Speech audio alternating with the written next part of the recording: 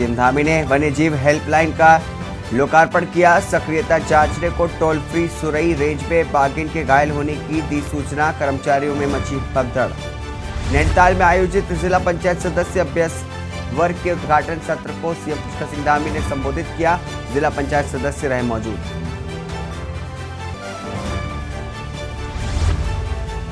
बता दें कि अमृत भारत स्टेशन योजना के अंतर्गत उत्तराखंड के कई रेलवे स्टेशन का होगा पुनर्विकास। डीआरएम मुरादाबाद ने कार्यक्रम स्थल का किया निरीक्षण। चीन में आयोजित वर्ल्ड यूनिवर्सिटी गेम्स 2023 में उत्तराखंड की मानसी नेगी ने 20 किलोमीटर वॉक रेस में जीती कांस्य पदक। सीएम धामी ने उज्जवल भविष्य की कामना की। पेयजल समस्या को देखते हुए डीएम नैनीताल में शीश महल स्थित फिल्टर प्लांट का निरीक्षण किया। डीएम ने पेयजल उपलब्ध कराने के अधिकारियों को निर्देश दिए। ऋषिकेश एम्स में आउटसोर्स कर्मचारियों ने सेवा समाप्ति नोटिस के खिलाफ किया प्रदर्शन। ओपीडी सेवाएं बंद होने से परेशानी के सामना कर रहे मरीज। आप देख रहे हैं के न्यूज, खबरों का सारथी। नमस्कार, स्वागत है आपका। आप देख रहे हैं खबर उत्तराखंड। मैं हूं आपके साथ हारिस। अमृत भारत स्टेशन योजना के अंतर्गत उत्तराखंड में कई रेलवे स्टेशन का पुनर्विकास होना है। इसी के अंतर्गत रुड़की रेलवे स्टेशन का भी कायाकल्प किया जाना है, जिसके चलते आज डीआरएम मुरादाबाद राजकुमार सिंह ने रेलवे स्टेशन रुड़की पर कार्यक्रम स्थल का निरीक्षण किया और आवश्यक दिशा निर्देश दिए गए। बता दें कि डीआरएम मुरादाबाद राजकुमार सिंह ने बताया कि रविवार को अमृत भारत स्टेशन योजना के अंतर्गत एक कार्यक्रम का आयोजन होने जा रहा है, जिसमें देश के प्रधानमंत्री नरेंद्र मोदी दिल्ली से वीडियो कॉन्फ्रेंसिंग के माध्यम से स्टेशन के पुनर्विकास कार्य का शुभारंभ करेंगे। उन्होंने बताया कि जैसा कि रुड़की स्टेशन अभी भी आने वाले समय में उससे बहुत अलग होने वाला है, इसी के चलते आज उनके द्वारा कार्यक्रम स्थल का निरीक्षण किया गया है और आवश्यक दिशा निर्देश दिए गए हैं। उन्होंने बताया कि हमारी टीमों ने सभी तैयारियां पूरी कर ली हैं और सुरक्षा व्यवस्था की भी पुख्ता इंतजाम है।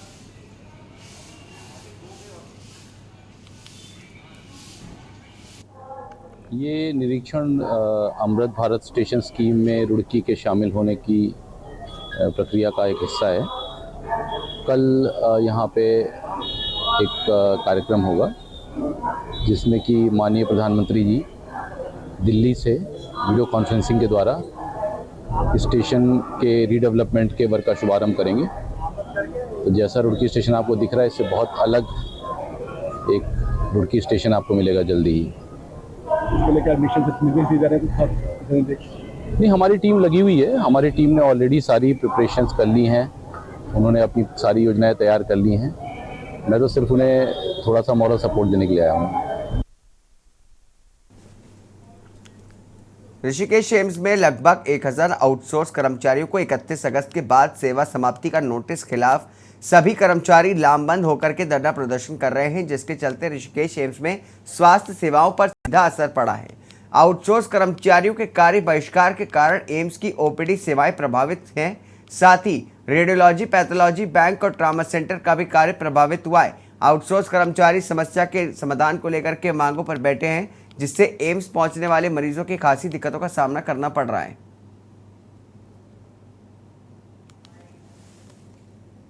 मुजफ्फरनगर से आए हैं जी, और सुबह 5 बजे से बैठे हुए हैं।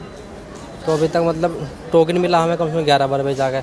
तो फिर कहने लगा आज होने के धरने में बैठे हुए, इसलिए सारी स्टाफ सब चला गया यहाँ से। लोगों किस चीज़ के लिए बैठे हुए थे? क्या ये जाँच करवानी थी मैडम जी, खून की जाँच है, टेस्ट वगैरह है, ये जाँच करवाने थे। और यहाँ बहुत भीड़ थी, सब चले गए। कितनी? अच्छा, सुबह से काफ़ी भीड़ थी। सुबह से 5 बजे से काफ़ी भीड़ थी सर, पूरी लाइन लगी हुई थी यहाँ पे सारी। ये अब क्या लग रहा है आपको? अब हमें लग रहा है, बोल रहे कहने लगा लंच 2 बजे लंच होगा, उसके बाद मतलब 1% हो भी सकते हैं, स्टाफ आ भी सके तो हो जाएगा, नहीं तो फिर 2-3 दिन के बाद होएगा, आप घर चले जाना। शहर में पेयजल समस्या को देखते हुए डीएम नैनीताल ने आज शीश महल स्थित फिल्टर प्लांट का निरीक्षण किया। इस दौरान उन्होंने पेयजल अधिकारियों से शहर में रोजाना हो रही पेयजल आपूर्ति, गुणवत्ता और कितनी पेयजल की जरूरत आने वाले समय में पड़ सकती है, इसको लेकर के अधिकारियों के साथ बैठक भी की। डीएम नैनीताल ने बताया कि वर्तमान समय में हल्द्वानी शहर को लगभग 80 MLD पानी की रोजाना आवश्यकता है, जिसको लेकर के अलग अलग स्रोतों से पूरा किया जा रहा है। उन्होंने कहा कि आने वाले समय में पेयजल किल्लत होना लाजमी सी है बात है, क्योंकि जिसे देखते हुए अन्य विकल्पों और ठोस योजनाओं पर भी काम करने की ज़रूरत है। इसके लिए अधिकारियों से चर्चा करके तमाम सुझाव सामने आए हैं और लंबित योजनाओं को जल्द अमली जामा पहनाए जाने की बात कही। वाटर सप्लाई है हल्द्वानी शहर की, वो काफ़ी अलग अलग बड़े बड़े प्रोजेक्ट्स चल रहे हैं, जिसके माध्यम से वाटर कैपेसिटी, वाटर सप्लाई की कैपेसिटी को बढ़ाए जाने के प्रयास होते रहते हैं। मानसून में और गर्मियों के समय में वाटर सप्लाई का संकट हल्द्वानी शहर के विभिन्न क्षेत्रों में आता है, जिसके समाधान के लिए मल्टीपल एजेंसीज काम कर रही हैं। एडीबी न्यू हल्द्वानी के लिए स्टोरेज और वाटर सप्लाई का जो डिस्ट्रीब्यूशन है उसको डिज़ाइन कर रहा है, साथ ही कुछ नलकूप भी डिज़ाइन कर रहा है। साथ में शीश महल प्लांट के से जो 4 फिल्टर्स हैं वो भी काफ़ी बड़ी मात्रा में लगभग 35 MLD के आसपास की सप्लाई हल्द्वानी शहर को देते हैं।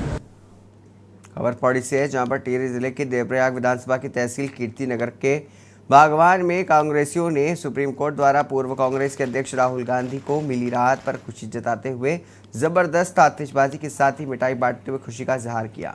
इस मौके पर कांग्रेस प्रदेश व्यापार सभा अध्यक्ष, सेवा दल जिला उपाध्यक्ष, युवा कांग्रेस विधानसभा उपाध्यक्ष, जिला उपाध्यक्ष समेत मौजूद कांग्रेसियों ने सुप्रीम कोर्ट के इस अंतरिम फैसले को लोकतंत्र की जीत बताया।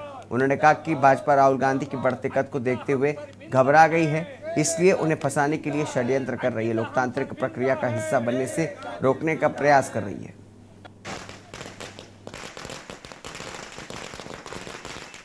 आज ये खुशी का माहौल है। जिस तरह से राहुल गांधी जी ने भारत की संसद में सिर्फ एक बात कही थी कि जो अडानी के में जो पैसा 20,000 करोड़ लगा है वो किसका पैसा है। सिर्फ इस बात पे जो है भारतीय जनता पार्टी ने राहुल गांधी जी को उनकी संस्था खत्म कर दी थी, उनसे बंगला खाली करवा दिया था और उनको 2 साल की सजा कर दी थी। लेकिन आज जो सुप्रीम कोर्ट का जो फैसला आया है वो पूरे देश के लिए, पूरे समाज के लिए ये हितकारी फैसला है। और उन्होंने जो मोहब्बत की दुकान थी और नफरत के जो बाजार में जो फैसला किया है वो सुप्रीम कोर्ट का हम उसका आभारी हैं। कांग्रेस पार्टी उसकी आभारी है। और आज राहुल गांधी जी को कल वो लोकसभा में भी जाएंगे, उनकी संस्था बहाल हो गई है, उनको बंगला भी मिलेगा और वो अब 2024 का लोकसभा। रुकेंगे एक छोटे से ब्रेक के लिए, ब्रेक के बाद जल्द हाजिर होंगे। आप देख रहे हैं के न्यूज, खबरों का सारथी। ब्रेक के बाद स्वागत है आपका। खबर हल्द्वानी से, जहां पर प्रयागराज में तैनात एसडीएम ज्योति मौर्य और उनके पति आलोक मौर्य के आपसी विवाद से आप सब परिचित हैं। अब ठीक ऐसा ही मामला हल्द्वानी में देखने को मिला है। हल्द्वानी के बुद्ध पार्क में बैठा एक शख्स को खुद को पति द्वारा सताए जाने की बात कह करके रुआसा हो जाता है, उसका गला भर आता है। दरअसल इस शख्स का नाम है नितिन जैन, जो कि हरिद्वार का रहने वाला है। उनका कहना है कि अपने कागजातों में सुरभि ने मेडिकल सर्टिफिकेट सहित तमाम अन्य दस्तावेज पेश नहीं किए हैं। उनकी मूल तैनाती रुद्रप्रयाग में थी, लेकिन किसी तरह अधिकारियों से मिलीभगत के चलते उसने दुर्गम से सुगम में अपनी तैनाती करवा ली। वहीं पत्नी के अन्य एक व्यक्ति से प्रेम प्रसंग चलने की बात भी कही है। नितिन के साथ धरने पर छात्र संघ के पूर्व और नए पदाधिकारी शामिल रहे। फिलहाल इस पूरे मामले में अभी हमारी सुरभि से बात नहीं हो पाई है। उनका पक्ष जैसे ही सामने आता है हम इस पूरे मामले को आपके सामने रखेंगे।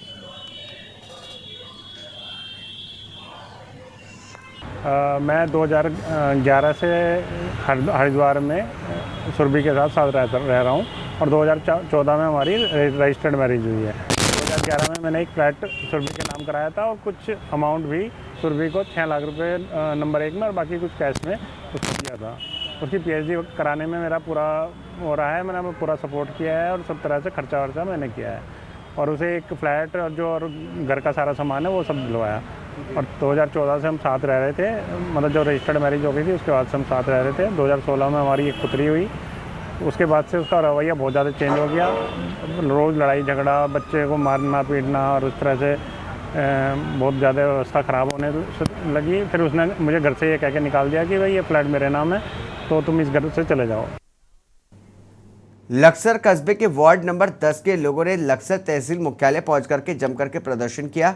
उन्होंने बाढ़ के दौरान मोहल्ले में हुए नुकसान को सही सर्वे न करने के आरोप लगाते हुए दोबारा से सर्वे कराए जाने की मांग की।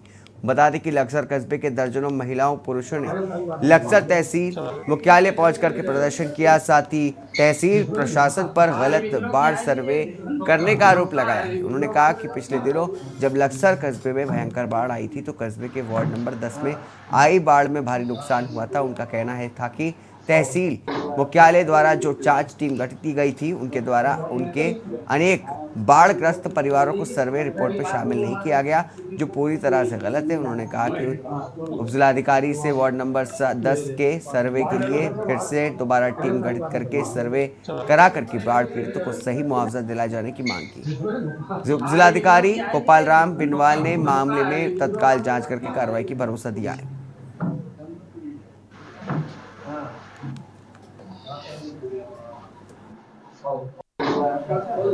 अभी उस मोहल्ले के चेक बन रहे हैं और जैसे चेक बन जाएंगे तो वितरण की कार्रवाई होगी। उससे पहले ये लोग यहाँ पर आए हैं और इसको भी देखा जाएगा, अगर कहीं पर किसी व्यक्ति का नाम जो फरमाद अगर छूट गया है तो उसकी जांच कराते हुए पुनः उन लोगों को भी उसमें सम्मिलित किया जाएगा। नगर वार्ड जो है वार्ड नंबर 10, उसमें बाढ़ का लगभग सबसे ज्यादा मेरा मानना है इधर सोसाइटी रोड पे सबसे ज्यादा पानी था। तो जो जांच टीम है जिसने सर्वे किया है राहत कोष के लिए, उन्होंने जांच सही नहीं की। उसमें काफी लोग लगभग अधिकतर 90% लोग छूट गए हैं जिनके घरों में नुकसान हुआ था। तो आज हम उसी विषय में एसडीएम साहब के सामने अपनी बात रखने के लिए आए थे कि सर्वे को पुनः कराया जाए, जिससे जो लोग पीड़ित लोग सबको उसका आपदा राहत कोष का लाभ मिल सके। जी ना तो हमारे चेक मिल ले, जैसे राशन किट मिली सब ऊपर से आया, सरकार मिलना चाहिए नहीं, हमें कुछ नहीं मिला। घर घर से कट गई, कोई मिला नहीं, कुछ नहीं हुआ। उसके बावजूद भी हमें क्या कहा कि बाद में मिलेगा, जाओ खत्म हो गया। ये क्या कहा एसडीएम ने वहां से भी कह दिया। खबर पौड़ी से है, जहां पर श्रावण मास में पौड़ी जिले के यमकेश्वर विधानसभा कनीलकंठ धाम में भगवान भोलेनाथ के दर्शन और पूजन के लिए प्रधानमंत्री नरेंद्र मोदी की बहन बसंती बेन पति हंसमुख संग पहुंची थी। इस दौरान उन्होंने मंदिर में महादेव का जलाभिषेक करके परिवार व देश की सुख समृद्धि की कामना की। बसंती बेन इसके बाद पार्वती मंदिर के पास यूपी के सीएम योगी आदित्यनाथ की बहन शशि देवी से भी मुलाकात की। कुलक्षेम पूछने के बाद उन्होंने शशि से लंबी बातचीत की। शशि के साथ बिताए पलों को बसंती बेन ने मोबाइल के जरिए कैमरे में भी कैद किया है। वहीं ये वीडियो सोशल मीडिया पर तेजी से अब वायरल हो रहा है।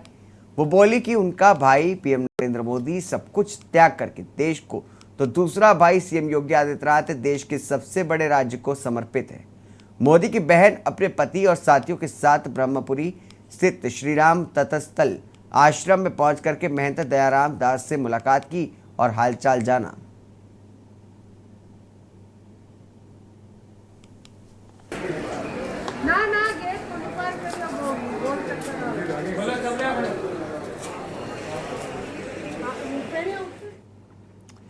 कांग्रेस के प्रदेश अध्यक्ष करण मारा ने पार्टी के प्रदेश मुख्यालय में ही पत्रकार वार्ता करके उन्होंने आरोप लगाया कि उत्तराखंड में महिला अपराध लगातार बढ़ रहे हैं।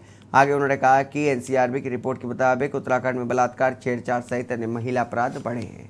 उन्होंने भाजपा पर तंज कसते हुए कहा कि अंकिता भंडारी हत्याकांड में नाबालिग लड़कियों के साथ दुराचार जैसे मामलों को लेकर के उनकी महिला मोर्चा की नेता कुछ नहीं बोलती, सब कुछ, जबकि उनके भाषण के एक छोटे से अंश को लेकर के वो सड़कों पर उतर आई।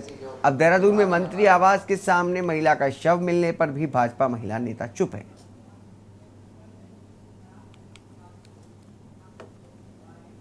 मात्र शक्ति सुरक्षित नहीं है। एक आरटीआई के अनुसार 2022 में 872 केसेस महिलाओं के साथ बलात्कार के दर्ज हुए। प्रतिदिन लगभग 3 बलात्कार उत्तराखंड राज्य में हो रही है।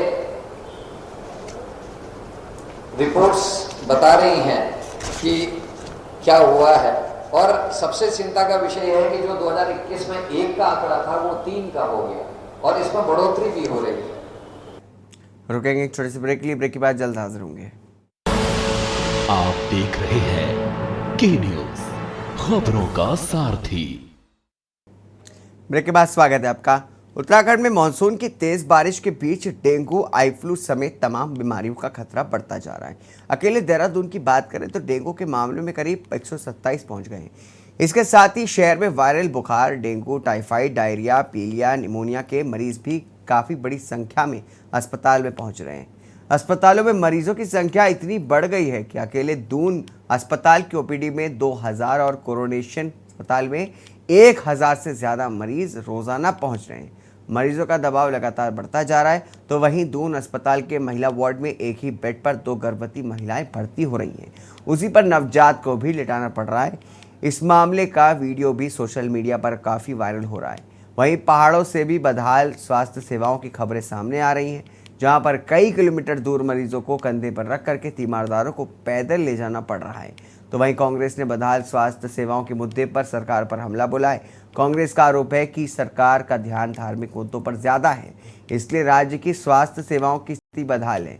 सवाल यह है कि एक तरफ जहां पर मरीजों का दबाव है, तो वहीं पर दूसरी तरफ बदहाल स्वास्थ्य सेवाओं में ऐसे में मरीज कहां जाएं, जहां पर आज इसी मुद्दे पर देखिए हमारी रिपोर्ट।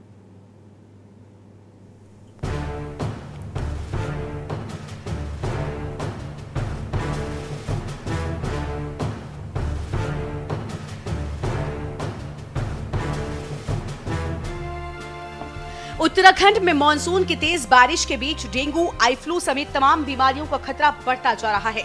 अकेले देहरादून की बात करें तो डेंगू के मामले 127 पहुंच गए हैं। इसके साथ ही शहर में वायरल बुखार, डेंगू, टाइफाइड, डायरिया, पीलिया, निमोनिया के मरीज भी बड़ी संख्या में अस्पताल आ रहे हैं।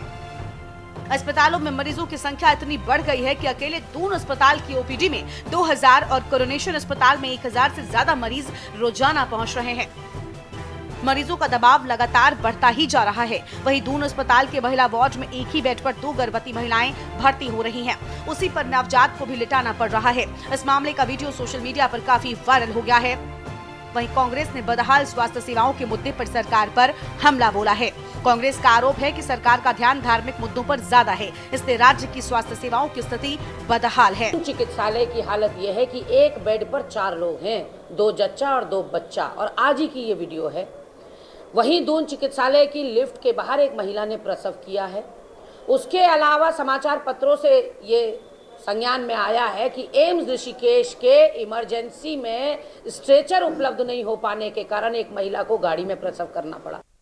उस मैटर की जो है जांच भी हुई थी और वो जो मैटर सामने आया था वो फॉर द टाइम बिंग के लिए हुआ था। लेकिन यहाँ पे जिस प्रकार से स्वास्थ्य के लिए बात उठाई जा रही है, स्वास्थ्य व्यवस्थाएं जितनी भारतीय जनता पार्टी ने करके दी हैं, आप पहले से कंपेयर कीजिए कि भारतीय जनता पार्टी ने इस क्षेत्र में कितना काम किया है, कितने हमारे डॉक्टर, स्टाफ, नर्स, हमारे सभी ट्रेंड जो वहाँ पे टेक्नीशियंस हैं वो हैं। और कई बार ऐसी सिचुएशन आती है क्योंकि इमरजेंसी जब हो जाती है, जिस प्रकार से महिलाओं का जो प्रसव से रिलेटेड था, तो ऐसी इमरजेंसी में कई बार जो है व्यवस्था उनके द्वारा इस तरीके से करनी पड़ती है, लेकिन उसके बाद जो है सब चीज़ें व्यवस्थित की गई।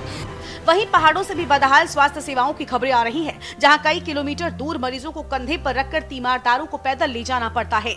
ऐसा ही कुछ बागेश्वर की कपकोट तहसील के डांगती गांव में देखने को मिला, जहां ग्रामीण डंडी कंडी के सहारे डोली के भरोसे मरीजों को अस्पताल ले जाने के लिए मजबूर है।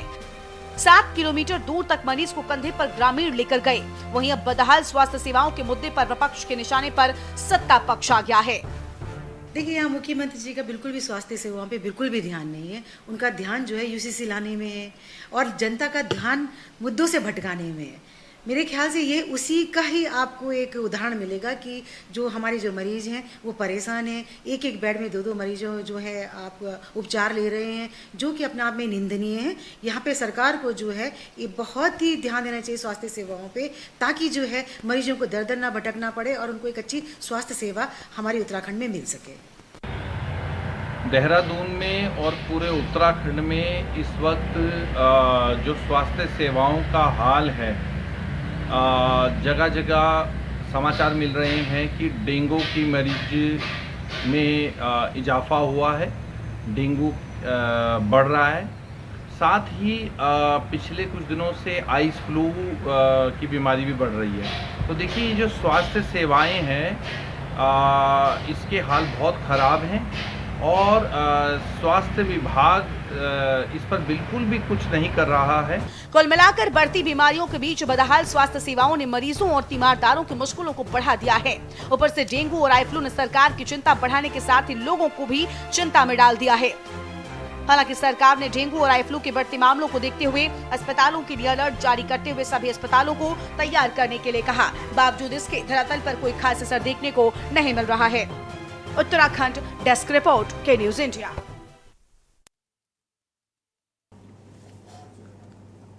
वहीं लक्सर एडवोकेट एसोसिएशन ने हरियाणा के मेवात नूह में हुई हिंसा को लेकर के कड़ी नाराजगी प्रकट की है। उन्होंने घटना के आरोपियों को फांसी की सजा दिलाए जाने की मांग की है।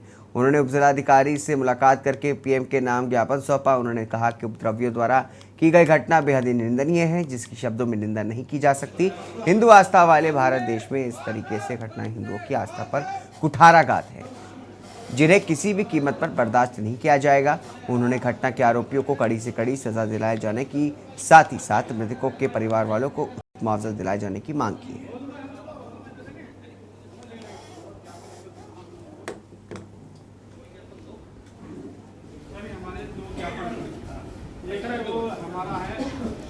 मातृशक्ति सुरक्षित नहीं है। एक आरटीआई के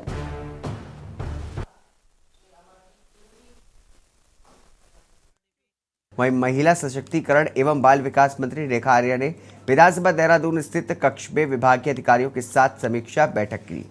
बैठक में सभी जनपदों के जिला कार्यक्रम अधिकारी वीडियो कॉन्फ्रेंसिंग के माध्यम से सम्मिलित हुए। मंत्री ने विभाग द्वारा संचालित सभी जन कल्याणकारी योजनाओं को विस्तृत समीक्षा की तथा जनपदों के सभी जिला कार्यक्रम अधिकारियों को योजना के बेहतर क्रियान्वयन हेतु आवश्यक दिशा निर्देश दिए।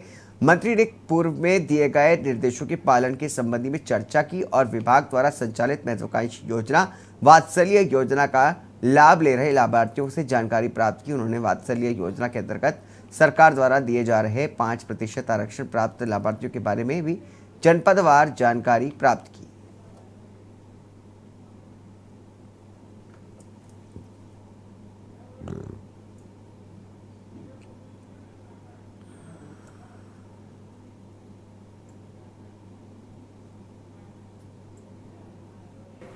देखिए, आज महिला कल्याण की समीक्षा बैठक ली गई है और इस बैठक में, जो कि पूर्व में मैंने जून माह में भी ली थी और जुलाई माह में भी ली और पुनः आज फिर अगस्त माह में, के आखिरकार पूर्व में जो निर्देश दिए गए थे उन निर्देशों का कितना अनुपालन हुआ उसकी समीक्षा की गई। सभी जिला प्रशासन अधिकारी जनपदों से वर्चुअली जुड़े हुए थे और संबंधित अधिकारी बैठक में उपस्थित थे। तो विषय था, पिछली बार लिया था कि भाई हमारा जो वात्सल्य योजना है, उस वात्सल्य योजना से जो हमारे लाभार्थी हैं, क्या वो बराबर उस योजना का लाभ ले पा रहे हैं और कितने बच्चे ऐसे हैं कि जो वात्सल्य योजना में लाभ लेते हुए 5% जो आरक्षण सरकार ने उनको दिया है उसका लाभ ले पा रहे हैं। तो ये सभी जनपदों से आज परीक्षण किया गया, तो कहीं कहीं पर ऐसी सक्सेस स्टोरी प्राप्त हुई है जहां पर बच्चे जो है 5% का आरक्षण प्राप्त करते हुए आत्मनिर्भर बने हैं।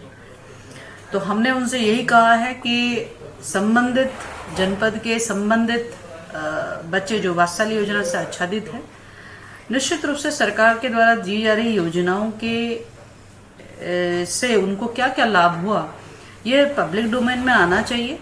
इसको लेकर जिला प्रशासन अधिकारी अपनी तैयारी करें, शॉर्ट वीडियोस बनाएं, ताकि जो है एक जो मैसेज होता है योजनाओं का वह जा सके।